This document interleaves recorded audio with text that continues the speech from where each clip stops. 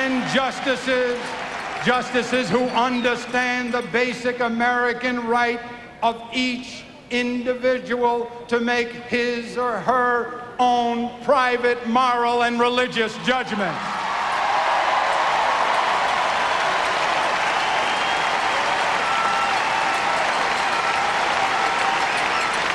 I want to look around and feel the warmth, the pride, the profound gratitude of knowing that we are making America surer, stronger, and sweeter. I want to shout out our thanks because President Bill Clinton has helped us to make the greatest nation in the world better than it's ever been. So step aside, Mr. Bush. You've had your parade.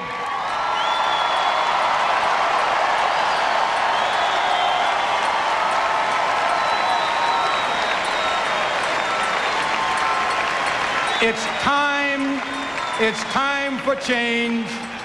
It's time for someone smart enough to know, strong enough to do, sure enough to lead, the comeback kid, a new voice for a new America. Because I love New York, because I love America, I nominate for the office of the President of the United States, the man from Hope, Arkansas, Governor Bill Clinton.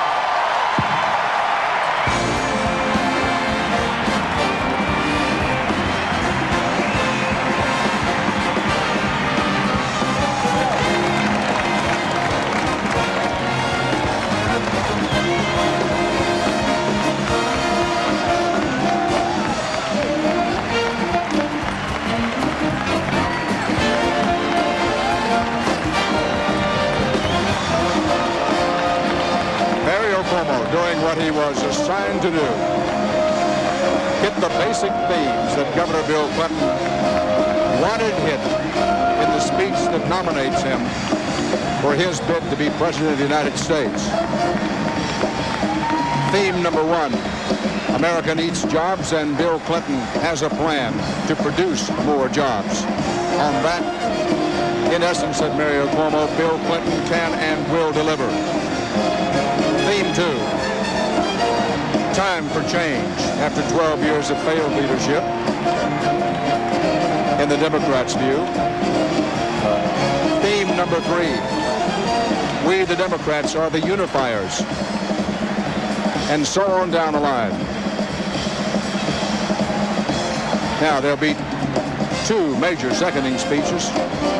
Maxine Waters, Congresswoman from Los Angeles, David McCurdy, Congressman from Oklahoma, will be following to the podium Mario Cuomo. But it was Cuomo who was to set it up, lay the groundwork for Governor Clinton's own acceptance speech tomorrow night. Let's go to Susan Spencer, the New York delegation, for reaction. Susan?